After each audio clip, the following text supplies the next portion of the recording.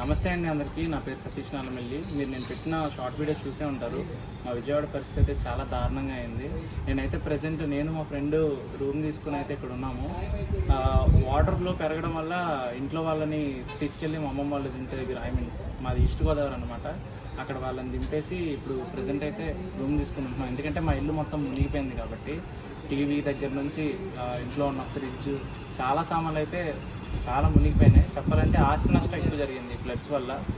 And first రోజు అసలు floods start అయినప్పుడు మాకు చూస్తే నార్మల్ వర్షమే కదా అని చెప్పి మేము లైట్ తీసుకున్నాం, వదిలేసాం. అసలు వర్షమే కదా అనుకున్నాం. కానీ రెండో రోజు మార్నింగ్ చూసేసరికి 2 అడుగులు వాటర్ పెరిగిపోయింది మా రోడ్లో. అయితే యాక్చువల్లీ మా ఇంటికి రోడ్డుకి 5 అడుగులు డిస్టెన్స్ ఉంటుంది అనమాట.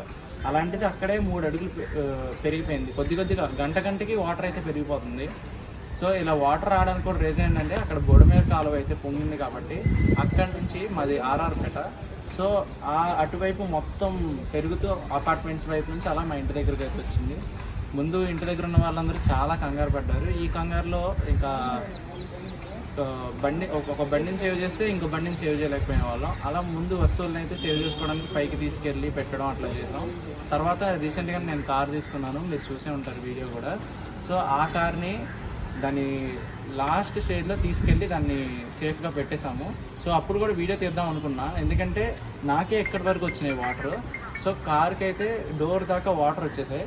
నేను అది కూడా వీడియో తీసి మీకు పెడదాం అనుకున్నా, కానీ అప్పుడున్న సిచ్యువేషన్లో వీడియో అయితే అసలు తీసి పెట్టలేను కాబట్టి నేను వెయిట్ చేసి పెట్టలేకపోయాను. మీరు చూస్తున్న ఈ వాటర్ అయితే ఫస్ట్ రోజు ఉన్న వాటర్ అనమాట. అప్పుడు కొద్దిగా తక్కువగానే ఉన్నాయి. మా ఇంట్లో ఇంత వాటర్ వచ్చి ఎన్ని వస్తువులు పోయినా కూడా నేను ఇంకా ప్రశాంతంగా ఉన్నానంటే నా కార్ సేఫ్ అవ్వడం వల్లే. ఎందుకంటే చాలా ఇష్టపడి కష్టపడి కొనుక్కున్నాను కాబట్టి అలానే ఉంటుంది కదా. కానీ ఈ మధ్యలో మేము కష్టపడి ఏ స్కూటీలను అయితే సేవ్ చేద్దామని ఇంటిపైకి ఎక్కించామో అవి ఇంట్లోనే మునిగిపోయినాయి. రోడ్డుకి ఇంటికి 5 అడుగుల డిస్టెన్స్ ఉన్న మా ఇల్లే అలా ఉంటాయి. మా ఇంటి వెనకాల ఇల్లు అయితే చిన్న చిన్న రేకుల షెడ్లు ఉంటాయి.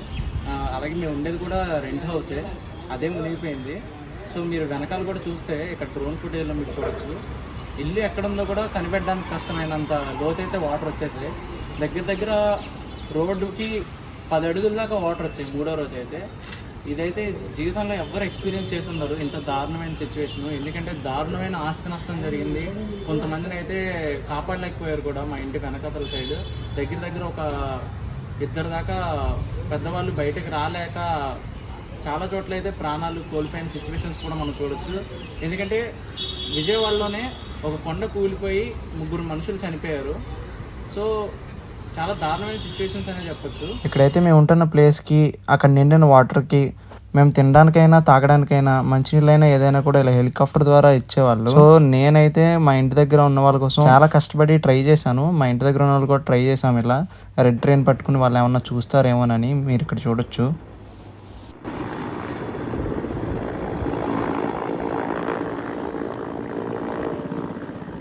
కానీ అప్పుడైతే మాకు ఫుడ్ దొరకలేదు. ఇప్పుడైతే మేము కొంచెం బాగానే ఉన్నాం కాబట్టి పరిస్థితులు కొంచెం సర్దుకున్నాయి కాబట్టి నేనే దగ్గరుండి జనాలకు పంచుదాం అని చెప్పి ఫిక్స్ అయ్యాను. అందుకే వీలైనంత వరకు నా స్థాయికి తగ్గట్టు నేను ట్రై చేసినంత వరకు నాకు కుదిరినంతలో నా వంతు సాయం అయితే నేను చేయగలిగాను. అలాగే నేను మీ అందరికీ కూడా థ్యాంక్స్ చెప్పుకోవాలి. ఎందుకంటే ఎన్నో పాజిటివ్ కామెంట్స్ తో నన్ను అయితే మీ మాటలతోనే నన్ను ముందుకు నడిపించారు. మీరు పెట్టిన కామెంట్స్ తో నాకు ధైర్యాన్ని ఇచ్చి ఆ ధైర్యంతో మిగిలిన వాళ్ళకి ధైర్యాన్ని ఇచ్చేంత సహాయపడ్డారు మీరైతే. మీ అందరికీ కూడా చాలా థ్యాంక్స్ చెప్పుకుంటున్నాను. అలాగే నేను ఇప్పుడే కాదు ఎప్పుడైనా ఏ పరిస్థితిలో అయినా నేను సాయం చేసినంత వరకు అయితే నేను సాయం చేస్తూనే ఉంటాను. అలాగే నాకు మీ అందరి ఆదరణ ఇంకా కావాలని కోరుకుంటున్నాను. అలాగే ఇంకొక విషయం, నెగిటివ్ కామెంట్స్ పెట్టే వాళ్ళకి, మీరైతే ఎక్కడో బిల్డింగ్లోనో ప్రశాంతంగా ఏసీలోనో కూర్చొని వీడియోలు చూస్తూ తిని అరక్కో కామెంట్లు పెడుతున్నారు, ఓకే.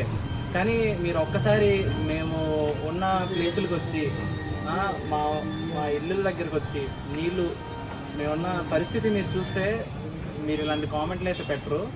ఇప్పుడైతే నేను మళ్ళీ ఒకసారి నీటిలోకి దిగుతాను. మా ఏరియా ఎలా ఉంది ఏంటనేది కూడా నేను మీకు చూపిస్తాను. అలాగే సింగనగర్ ఇవన్నీ కూడా నేను మీకు డ్రోన్ ఫుటేజ్ కూడా చూపిస్తాను, చూడండి ఒకసారి. మీరు ఇప్పుడు చూస్తున్నది అయితే నేను 2వ రోజు తీసిన వీడియో అనమాట. ఇక్కడైతే చాలా జీవులు చనిపోయినాయి. ఏది కావాలన్నా కూడా మేము నీటిలోనే నడుచుకుని ఇలా వెళ్ళి తీసుకురావాల్సి వస్తుంది.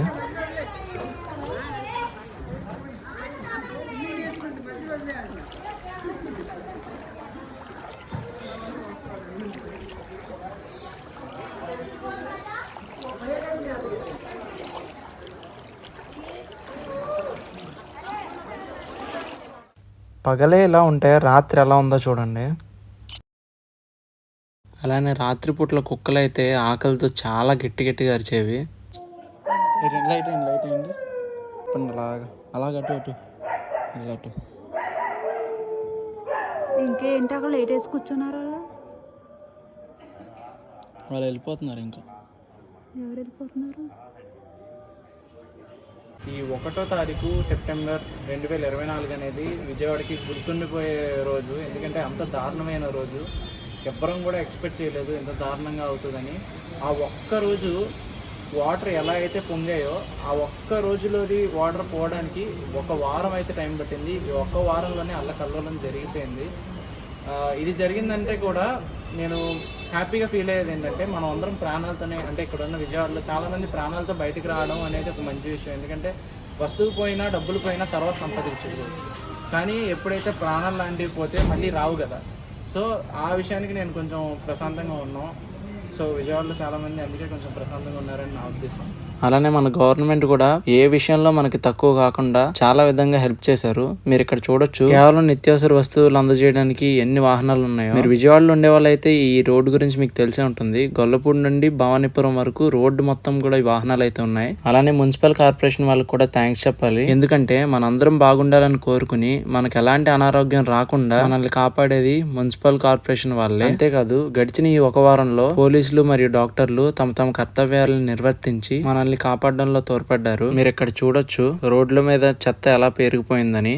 ఆ నీళ్ల వల్ల మనకైతే కనిపించలేదు, కానీ నీళ్లు పోయిన తర్వాత చూస్తే ఎలా ఉందో ఇప్పుడు అర్థమవుతుంది. కానీ ఎంత తొందరగా ఈ రోడ్లను చూస్తామని మేమెవరూ అనుకోలేదు. అంత దారుణంగా వాటర్ అయితే వచ్చేసాయి. అలాగే మీరు గమనిస్తే విజయవాడ మునిగింది కేవలం కాలువల ప్రాంతంలోనే కాదు, సుమారు సగానికి పైగా విజయవాడ అయితే మునిగిపోయింది. ఇటు కొండపల్లి నుంచి అటు గన్నవరం వరకు చాలా అధిక మొత్తంలో నీళ్లతో అయితే మునిగిపోయింది. మీలో ఎవరైనా విజయవాడ వాళ్ళు ఉంటే మీకైతే అర్థం అవ్వచ్చు. అలాగే నేను ఈ విషయాన్ని ఎందుకు చెప్తున్నానంటే చాలా మంది అనుకుంటున్నారండి ఫ్లడ్స్ వల్ల మునిగింది కేవలం కాలువల ప్రాంతాలే అని. కానీ కాదు, బుడమేరు నుంచి వచ్చిన వాటర్ ని ఎక్కడైతే ఎన్ని సంవత్సరాల నుంచి ప్రిజర్వ్ చేశారో అది గండి కొట్టడం వల్లే ఇంతవరకు అయితే అనార్థం జరిగిందని నేను చెప్తాను. మీరు గమనిస్తే అటువైపు బుడమేరు, ఇటువైపు ప్రకాశం బ్యారేజ్, మధ్యలో విజయవాడ. కేవలం కొన్ని ప్రాంతాల్లో మాత్రమే ఈ ఫ్లడ్స్ అయితే రాలేదు. అలాగే మా ఏరియాలో అయితే చాలా కార్లు ఈ ఫ్లడ్స్ వల్ల డ్యామేజ్ అయిపోయినాయి. మీరు ఇక్కడ చూడొచ్చు, కార్లే కాదు రోడ్లు, ఇంకా చాలా వరకు ఆస్తి నష్టాన్ని అయితే విజయవాడ అనుభవించిందని చెప్పాలి. అలాగే ఇప్పటి వరకు నేను చెప్పిన దాంట్లో ఏదైనా తప్పు ఉంటే నన్ను క్షమించండి. అలాగే నేను ఈ వీడియో పెట్టడానికి ఏకైక కారణం ఏంటంటే విజయవాడలో ఉన్న ప్రతి వ్యక్తి తన ఫీలింగ్ ఎలా ఉంది, అసలు తన పరిస్థితి ఏంటి అనేది నేను మీకు ఎక్స్ప్లెయిన్ చేయడానికి ఈ వీడియో చేస్తున్నాను. మాకైతే ఇంత సడన్గా వరదలు రావడం చాలా ఆశ్చర్యం, అలాగే చాలా బాధాకరంగా కూడా ఉంది. సో ఎప్పుడైతే ఈ వరదలు వచ్చాయో నేను ఒకటే ఆ దుర్గమ్మ తల్లిని కోరుకున్నాను, ఎంత తొందరగా వీలైతే అంత తొందరగా తగ్గిపోవాలి, అంతా నయం అవ్వాలి, అందరూ బాగుండాలని చెప్పి కోరుకున్నాను. ఆ దుర్గమ్మ తల్లి దయ వల్ల, ఆ తల్లి ఆశలతో 1 వారంలోనే తగ్గిపోయింది. అందుకే నేను దుర్గమ్మ తల్లి గుడికి వెళ్ళి దర్శనం చేసుకున్నాను, నేను మా ఫ్రెండ్ కూడా. సో హెల్ప్ చేసిన వాళ్ళు కూడా చాలా థ్యాంక్స్ చెప్తున్నాను. ఈ వరదల కారణంగా ఒక వ్యక్తి అని కాదు, ప్రతి వ్యక్తి కూడా హెల్ప్ చేశారండి. చెప్పాలంటే కొన్ని స్కూల్స్ ఉన్నాయి, స్కూల్స్ కానీ కాలేజెస్ కానీ అలాగే హాస్పిటల్స్ దగ్గర నుంచి ప్రతి ఒక్కళ్ళు కూడా ఏదో ఒక విధంగా హెల్ప్ చేయడానికి ట్రై చేశారు. స్కూల్స్, హాస్పిటల్స్, ఇండస్ట్రీస్, అలాగే ప్రతి కార్యాలయాల నుంచి ఎక్కడెక్కడి నుంచో కూడా చాలామంది హెల్ప్ చేశారు. అలా హెల్ప్ చేసిన ప్రతి ఒక్కరికి కూడా విజయవాడ మొత్తం తరపు నుంచి నేను మీ అందరికీ థ్యాంక్స్ చెప్తున్నాను. థ్యాంక్ యూ అండి, థ్యాంక్ యూ సో మచ్. ఇప్పుడైతే ప్రజెంట్ తగ్గినాయి వాటర్, మేమందరం సేఫ్గానే ఉన్నాము. మీరందరూ కోరుకునేది కూడా ఇదే కదా, మేమందరం అయితే సేఫ్గానే ఉన్నాము. మీరందరూ ప్రశాంతంగా ఉండండి. So thank you all. జై హింద్.